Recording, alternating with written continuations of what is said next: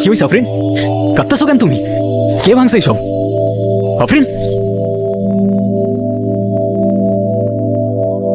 টাকা কই? আজকে না তোর টাকা দেওয়ার কথা ছিল তোর? ভাইয়া, আপনি যে টাকাটা দাবি করছেন আমি ওটা ম্যানেজ করতে পারিনি। তুমি চাইলে অন্যভাবেও পরিশোধ করতে পারো। কি তুই আমারে মারলি? এই সব ভাঙ। আমি এখন কি করব বলেন তো? এই ফুড কোর্টটা দেওয়ার সময় ওরা আমার থেকে 1 লাখ টাকা নিছে, এখন এসে আবার টাকা দাবি করতেছে। আমি কোত্থেকে দিব এত টাকা? আসো।